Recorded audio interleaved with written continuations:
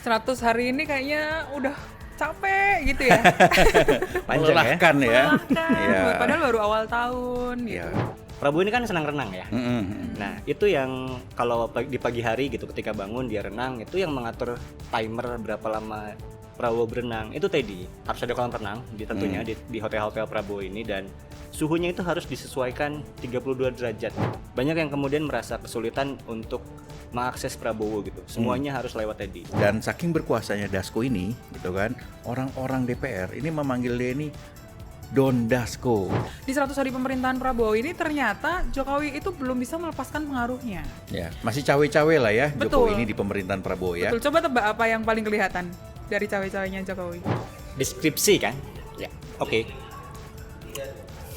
Dan buat ini ngapain gue lihat? Kita lihat. Nantian kita liatin.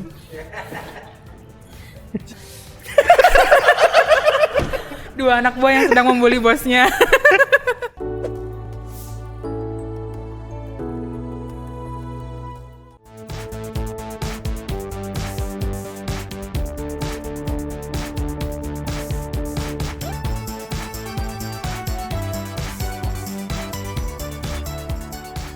Yo, jumpa lagi bersama kami di Bocor Arus Politik bersama saya Stefanus Pramono.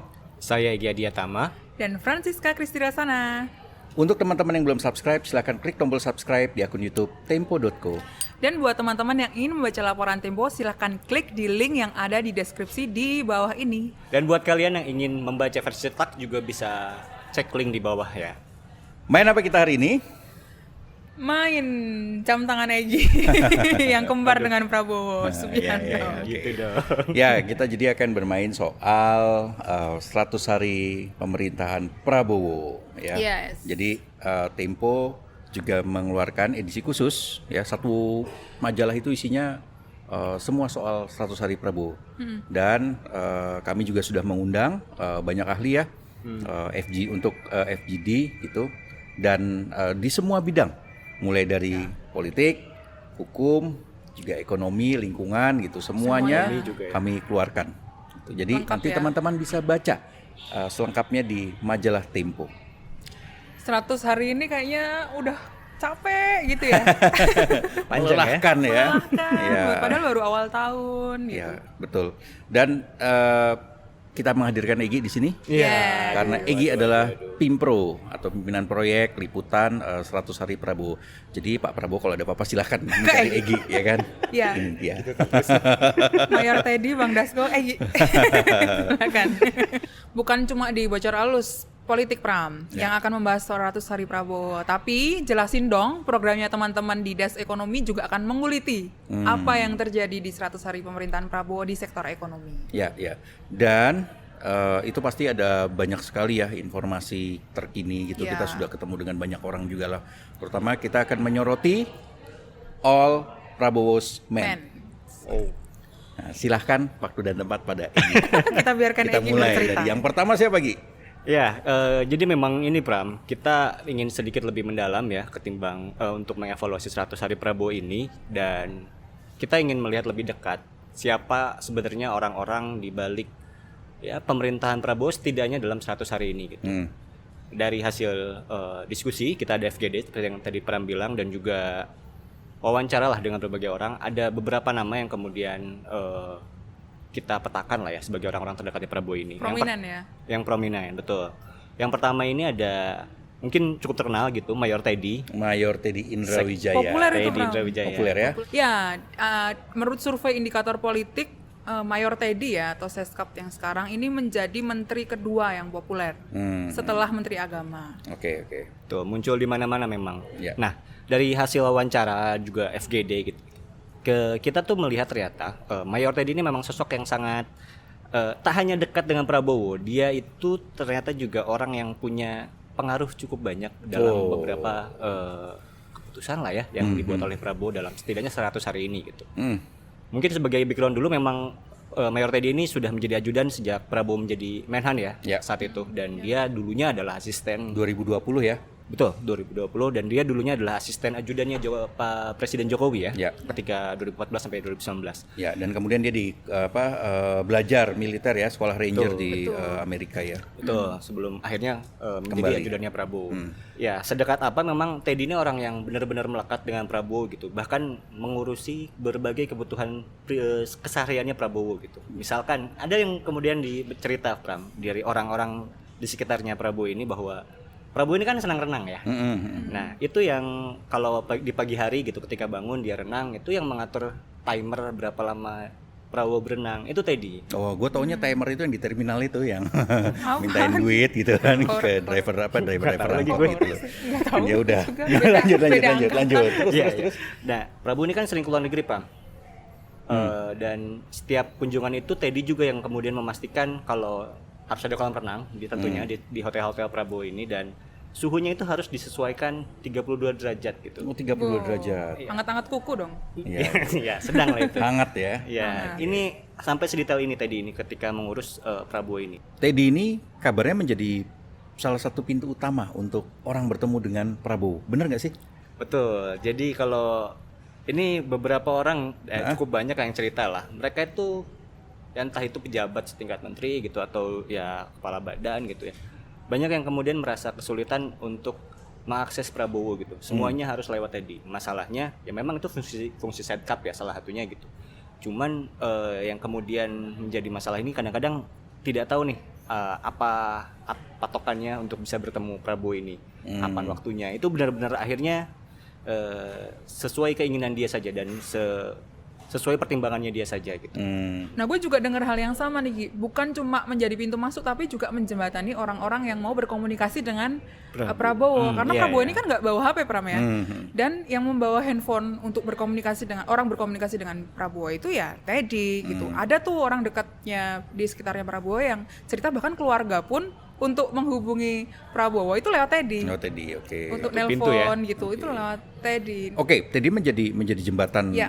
untuk orang-orang yang ingin bertemu atau berkomunikasi dengan Prabowo. Ini kan belakangan menghangat nih soal rencana pertemuan Prabowo dengan Ketua Umum PDIP, Ya. Megawati Soekarno Putri. Nah, ada nggak sih peran Teddy di situ? Nah, jadi memang ada dua orang ini, Pram, yang menjadi jembatan antara penghubung lah ya, antara komunikasinya Mega dan Prabowo. Dari sisi Prabowo-nya ya, yang pertama Muzani, yang kedua adalah Teddy. Teddy ini memang kan ada 2 kali pertemuan via daring ya, antara Megawati dan Prabowo. Yang belum terungkap di publik Yang ya? belum terungkap di publik tentu saja. Yang pertemuan kedua itu berlangsung sekitar 8 menit gitu. Yang pertemuan pertama ini yang dijembatani oleh Teddy nih, pakai handphonenya Teddy. Oh, oke. Nah, Prabowo dan Megawati sempat berkomunikasi sebentar, tapi karena persoalan teknis selalu terputus. Oh, oke. Gitu. Lalu dilanjutkanlah di pertemuan Zoom berikutnya itu yang 8 menit itu. Gitu. Dan Megawati dalam komunikasinya dengan Prabowo itu juga sempat mengingatkan, saya mau ulang tahun loh gitu. Oh, gitu ya. Ya itu Menjelang ulang bumbu-bumbu tahunnya aja. saat itu ya. Datang ya gitu Datang ya, bawa ya. kado ya gitu ya. Punya Ternyata urut, memberikan tukeran. kado. Tukeran Punya punya urut. Oke. Gue tambahin sedikit, Cak. Jadi memang sebelum menjadi presiden, Prabowo sekarang menjadi presiden, Teddy ini sudah mulai aktif membantu Prabowo dalam memetakan situasi politik lah. Ada relawan Jokowi yang cerita bahwa dia dihubungi Teddy gitu. Karena kan kalau kita lihat wajar ya bahwa Teddy ini dulu adalah asisten ajudan Jokowi. Dan dia dekat dengan relawan-relawan Jokowi dulu ya. Itu dia dihubungi oleh Teddy dan memetakan ini gimana sih arah dukungannya relawan Jokowi ke Prabowo gitu. Dia ingin tahu karena dia merasa itu juga cukup besar gitu kelompok relawan ini. Dan kelompok relawan itu kan sebagian ke Ganjar kan waktu itu kan. Betul, Jadi terpecah. terpecah. Ya, dengan berbagai kedekatannya itu sangat wajar, berarti Prabowo menunjuk Teddy sebagai seskap, dan kita kan tahu ya sebelumnya ya bahwa penunjukan Teddy ini kan melanggar undang-undang TNI sebenarnya. Betul, gitu. Ketika militer ini kan sebenarnya tidak boleh masuk pada jabatan-jabatan yang di luar yang sudah ditentukan oleh undang-undang. Gitu. Dan kemudian Prabowo mengubah aturan sehingga kemudian Teddy bisa menjadi seskap. Gitu. Ya, ini kayak ada lagunya kayaknya nggak sih? Apa Salah orang, kamu salah orang. Dar. Ya. Aduh. Oke. Rintangan pertama sudah terlewati ya kan. Tapi bentar, gue Menjelaskan tambahin soal Teddy. dulu. Oh, mau soal nambahkan, yang oke. seskap. Jadi tadi ini kan masih mayor. Ya. Dan biasanya seskap sebelumnya itu kan selevel menteri. Ya. Nah, mayor ini tuh dia tidak membawahi eselon 1 kan harusnya. Iya. Nah, orang-orang di sekitar Prabowo yang juga militer aktif itu kebingungan memanggil Teddy. Apakah harus memanggil Pak Seskap atau memanggil Mayor Teddy? Mayor Teddy. Padahal Gitu. pangkat mereka lebih tinggi ya. Iya, ada mantan pejabat negara yang kemudian menyarankan kalau di depan Prabowo panggilnya Pak Seskap. Tapi kalau di rapat internal Mayor Seskap Teddy. panggilnya Mayor Teddy. Berubah-ubah panggilannya ya. Iya, sesuai kebutuhan. Sesuai kebutuhan. Ribet ya ternyata ya dengan masuknya Mayor Teddy ini ya. Betul, ya. Tapi nggak apa-apa, populer kok di TikTok. Siapa Mayor Teddy? Oke. Salah orang. Tapi wajar Cak kalau kemudian Mayor Teddy ini sangat populer. Kalau kita lihat kan di 100 hari Prabowo ini ada banyak gejolak kecil-kecil lah. Ada Gus Miftah saat itu, ada Ya, Raffi ST ya, Ahmad. kasus ST. Kasus ST, ada Raffi Ahmad. Raffi Ahmad yang mana kasusnya? Kayaknya banyak. supir Yang ya. mobil Mobil. dinas. Oke, terus apa lagi? Yang mobil itu, dan belakangan tuh Menteri Satrio, Menteri Ristek Dikti yang berantem dengan pegawainya sendiri gitu. Ini semua yang turun tangan langsung adalah Teddy gitu. Dan dia mengambil peran aktif, bahkan dari cerita yang kita dapat tuh memang dia datang untuk menengahi dan ya menyelesaikan masalah-masalah itu. Jadi kalau lu bilang dia terpopuler kedua ya masuk akal sebenarnya. Dan bahasanya tuh menegur gitu Menegur, betul. Padahal dia kepanjangan tangan Prabowo tadi. ya. Ya, Oke, Mayor Teddy sudah ya. Kita nanti menyajikan dengan lengkap di majalah Tempo, teman-teman bisa baca juga. Lanjut ke sosok kedua. Sosok kedua, ini kayaknya Cica yang lebih hafal. Saling lempar. Lu aja, Bram. Oke. Ya, oke. Orang kedua ini adalah Sufmi Dasko Ahmad, Ya. Ketua Harian Partai Gerindra dan juga Wakil Ketua DPR. DPR gitu. Dan ini Dasko ini kan sudah mengenal Prabowo sejak 2008 ya. Ya. Pengakuannya ke kita seperti itu. Artinya hubungan mereka ini sudah hampir 2 dekade. Gitu. Dan Dasko dikenal sangat sangat loyal pada Prabowo, atau dia menjadi salah satu loyalisnya Prabowo lah. Ya. Dan sekarang posisinya dia ini adalah berperan sebagai orang yang mengamankan kebijakan Prabowo di DPR. Nah, salah satunya adalah revisi Undang-Undang Minerba. Nah, Cica bagian ini tahu nih gimana Cak ceritanya. Cak? Ya, jadi ada berbagai kebijakan Prabowo yang quote and quote diamankan oleh DPR. Salah satunya revisi Undang-Undang Minerba yang memasukkan unsur kampus mendapatkan konsesi tambang melalui revisi di pasal tertentu gitu. Ya. Permintaan itu memang datangnya dari Prabowo, Pram.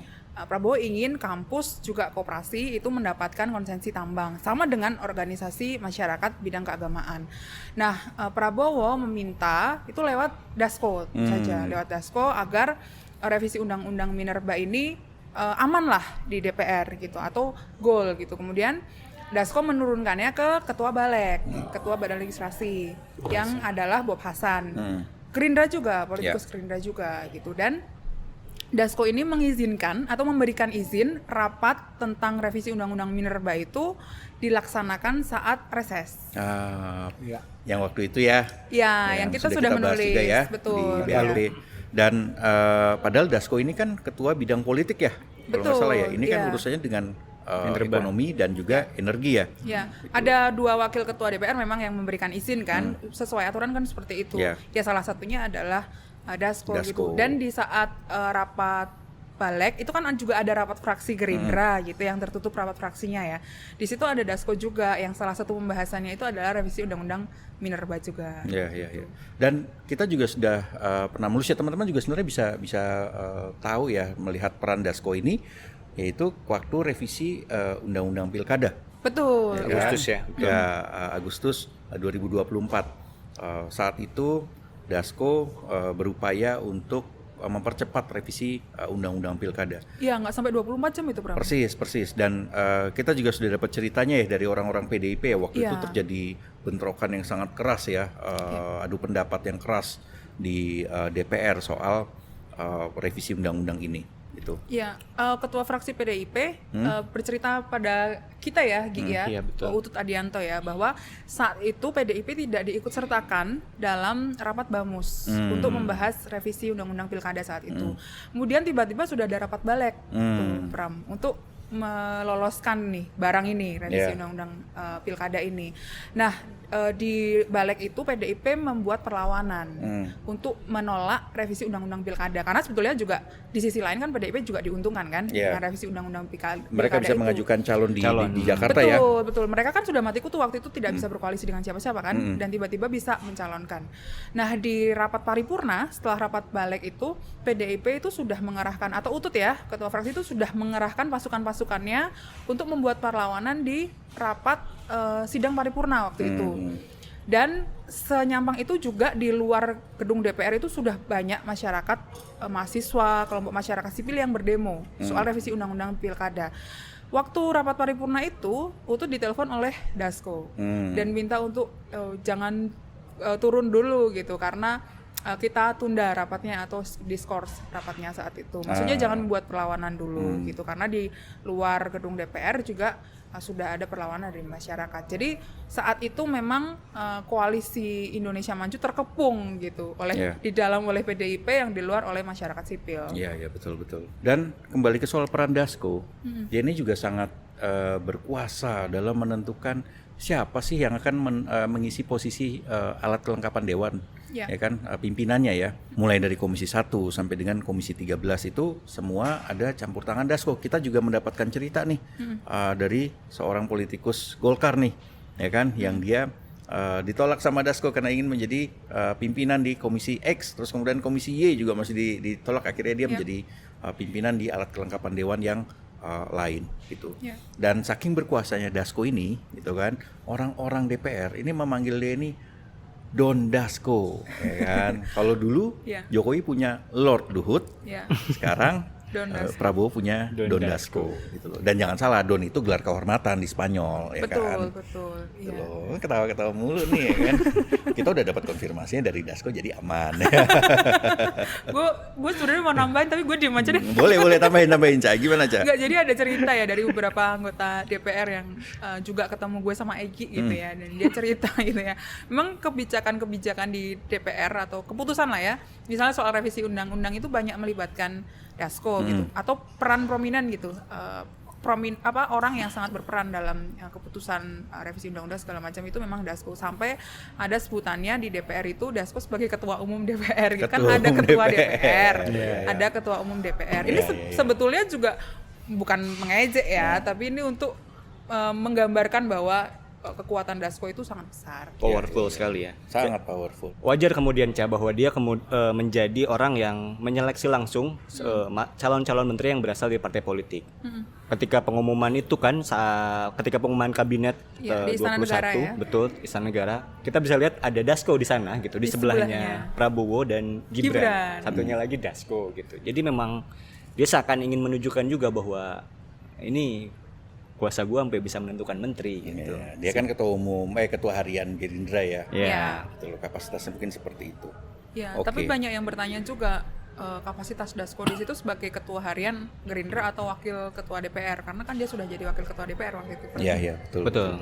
Jadi ada cerita juga nih Pramji dari relawan sebelah yang berkomunikasi dengan Dasko ya. Jadi dari sekitar bulan Mei Juni itu kan relawan memang dimintai CV tahun lalu ya 2024 itu dimintai CV untuk jadi calon komisaris BUMN gitu. Jadi berganti kepemimpinan, tentu ada pergantian biasanya di BUMN gitu.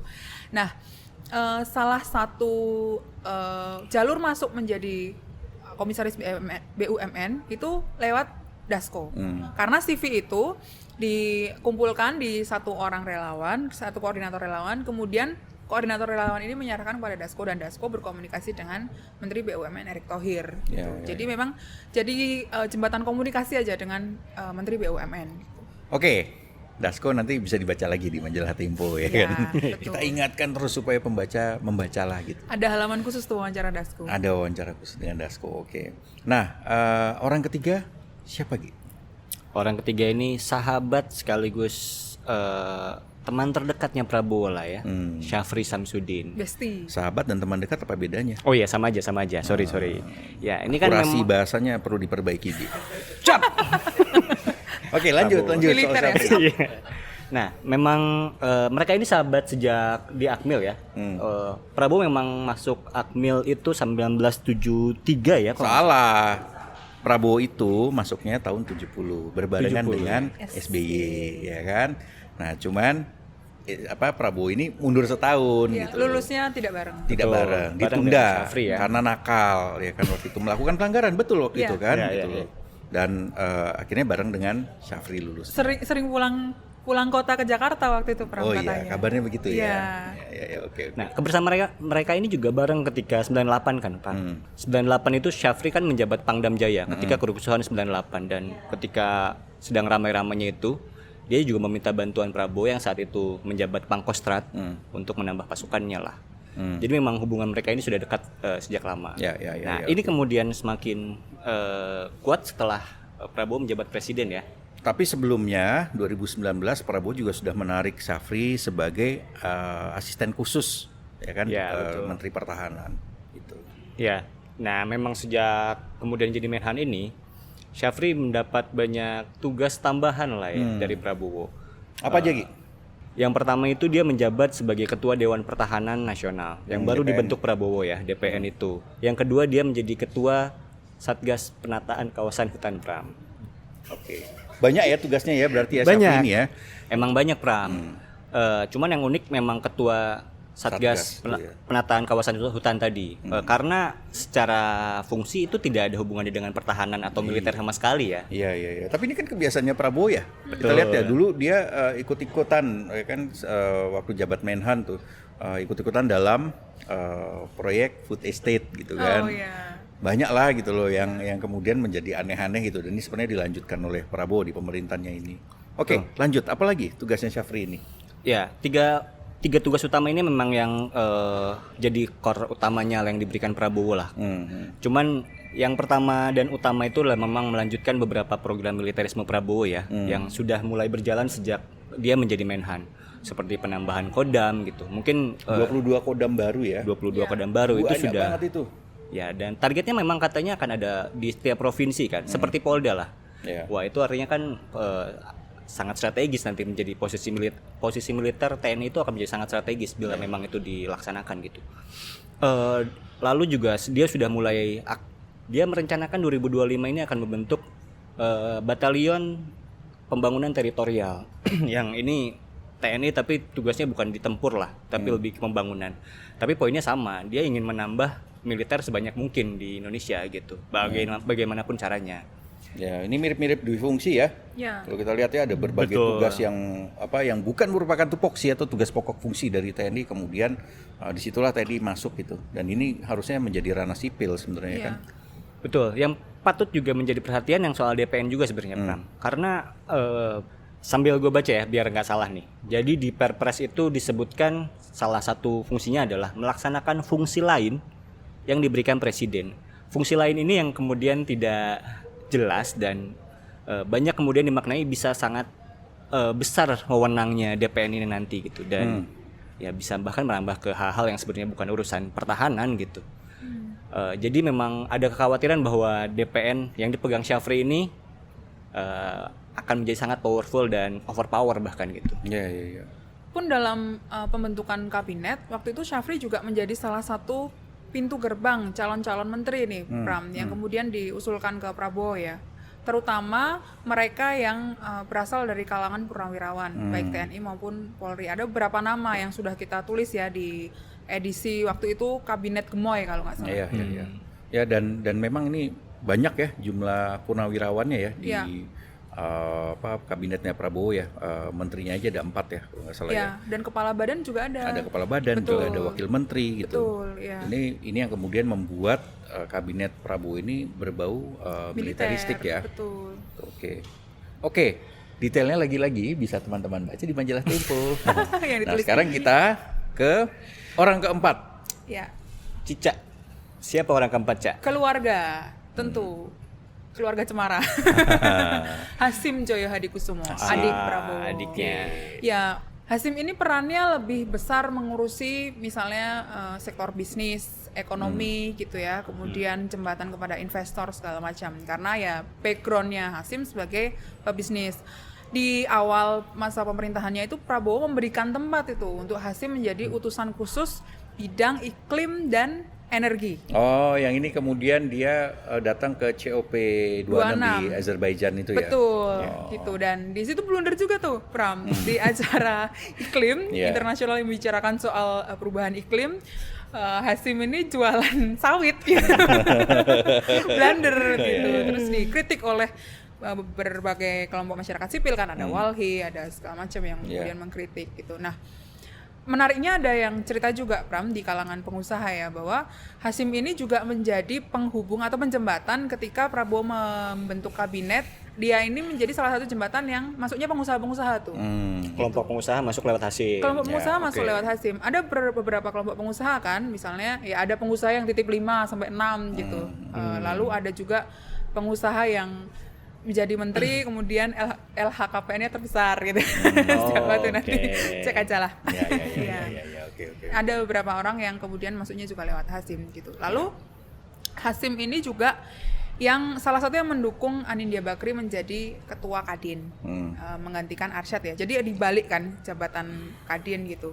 Arsyad sekarang menjadi ketua Dewan Pembina Kadin, lalu Anindya yang menjadi ketua umum Kadinnya gitu. Jadi Hasyim itu datang di munaslupnya Kadin saat itu yang mencalonkan Anin, yang kemudian menjadikan Anin sebagai ketua versi munaslup. Nah, ketika Prabowo melawat ke Cina beberapa waktu yang lalu, itu Prabowo sebetulnya membawa Arsyad sebagai ketua Kadin yang sah berdasarkan SK dari Kemenkumham waktu itu. Dengar-dengar Hasyim ini juga punya peran nih dalam membawa Anindya Bakri ini kemana-mana. Iya, salah satunya ke lawatan Prabowo yang ke Cina waktu itu. Sebetulnya waktu itu Prabowo membawa Arsyad Rashid ke Cina sebagai ketua Kadin yang sah gitu. Tapi kemudian Hasyim juga memboyong Anindya. Nah, terjadilah bukan perdebatan sih, tapi ada semacam waktu itu islah. Gitu. Semacam islah gitu di Cina yang akhirnya kemudian sampai ke Indonesia mereka mengadakan Munas Kadin lagi. Arsyad mengundurkan diri sebagai ketua Kadin.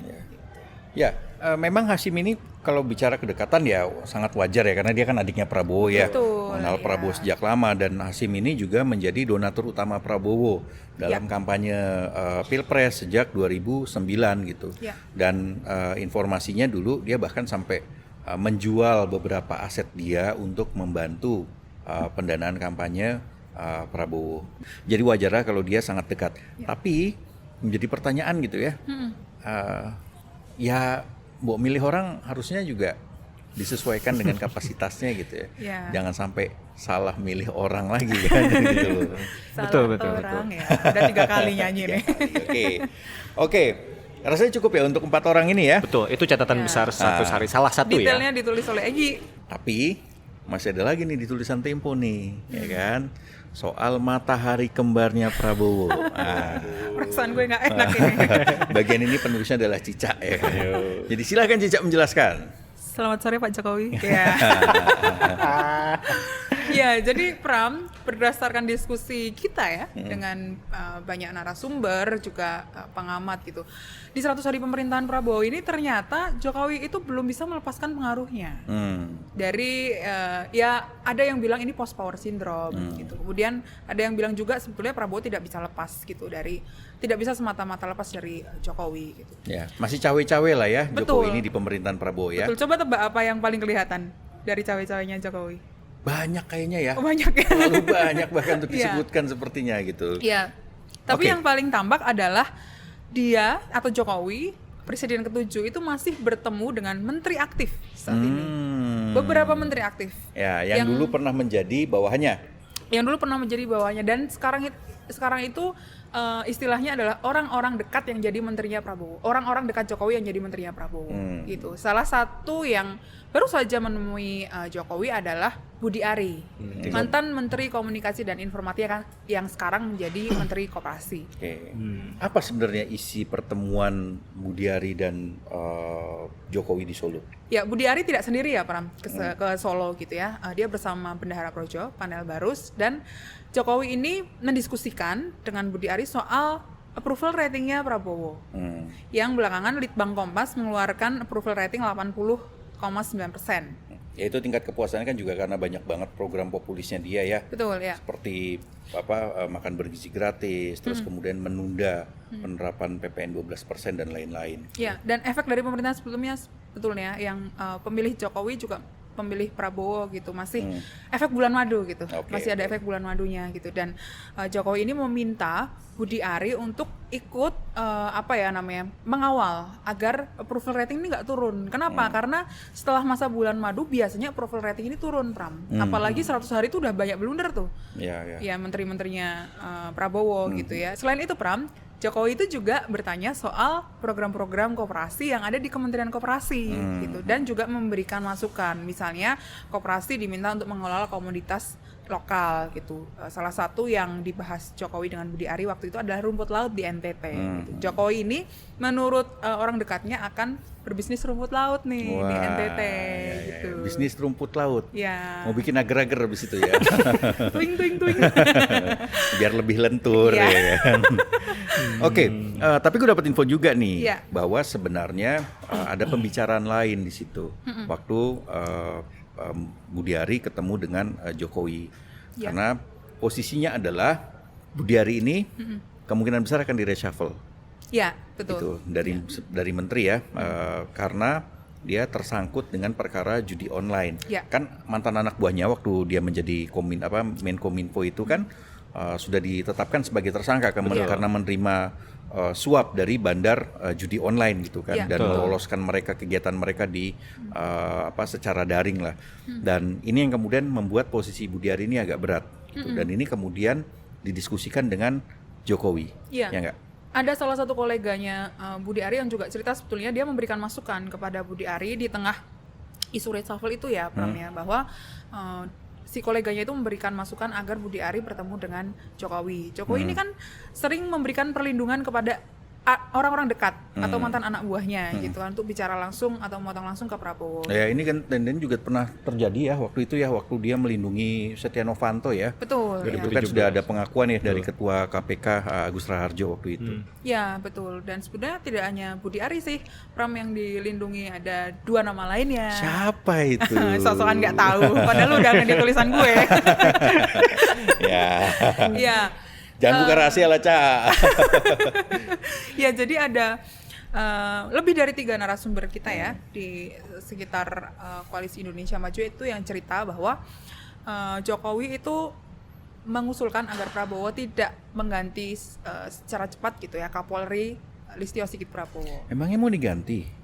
Ya tentu saja ada rencana pergantian, karena bagaimanapun Listio ini kan bukan orangnya Prabowo sebetulnya, betul. Dan setiap presiden itu kan selalu memilih Kapolri yang orangnya gitu kan, seperti Listio ini kan juga dulu orangnya Jokowi sejak dari Solo gitu kan. Nah menurut informasi yang kita peroleh itu Jokowi memberikan masukan supaya paling tidak setahun jangan diganti dulu lah Kapolri ini. Itu pun Prabowo juga sebetulnya yang memilih Listio. Kenapa? Karena Listio ini kan banyak membantu juga waktu pemilihan presiden kemarin. Gitu kan. Memenangkan Prabowo.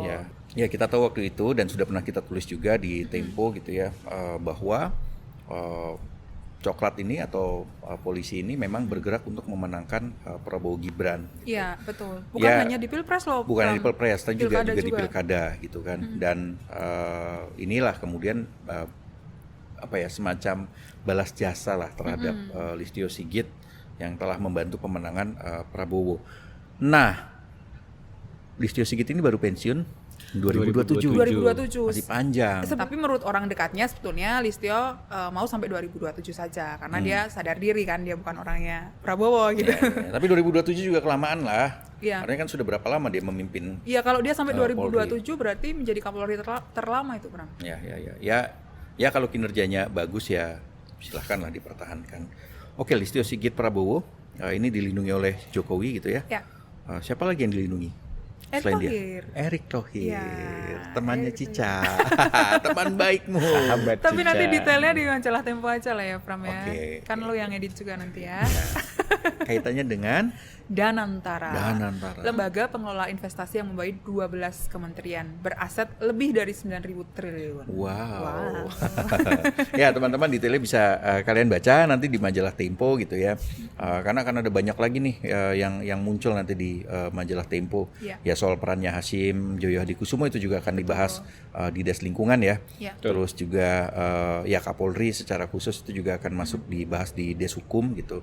Dan lain-lain, banyaklah yang akan ditulis gitu ya. Jadi intinya pada edisi 100 hari Prabowo ini kita benar-benar menguliti. Dan cerita Jokowi juga masih banyak. Cerita Jokowi juga masih banyak gitu.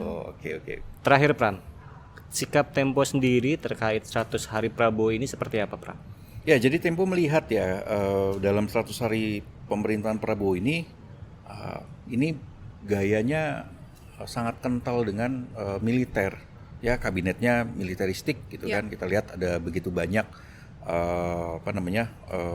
purnawirawan yang kemudian masuk dalam kabinet, dan kita juga melihat militer ini semakin disertakan dalam berbagai program-program Prabowo, makan bergizi gratis, terus juga food estate yang sudah pernah dilakukan juga sebelumnya kan, dan lain-lain gitu, penambahan kodam gitu, dan juga banyak lah ya yang berbau militer ini.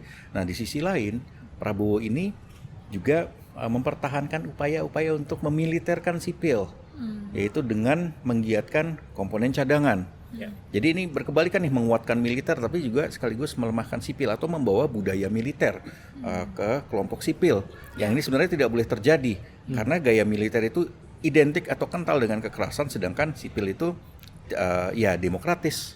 Nah, ketika militer masuk lebih dalam lagi ke ranah sipil, ini hanya akan menciptakan pemerintahan yang otoriter. Ini sudah pasti gitu loh. Jadi rasanya kita semua perlu mewaspadai gitu ya. Jangan sampai supremasi sipil ini runtuh pada masa pemerintahan Prabowo. Tuh, karena hanya akan menciptakan otoritarianisme baru. Cukup ya? Nanti semakin banyak orang yang bilang siap. Nah, Oke. Saksikan terus Bocor Alus Politik hanya di YouTube Tempo.co, dan kalian juga bisa mendengarkannya di Spotify Bocor Alus Politik. Sampai jumpa, bye-bye.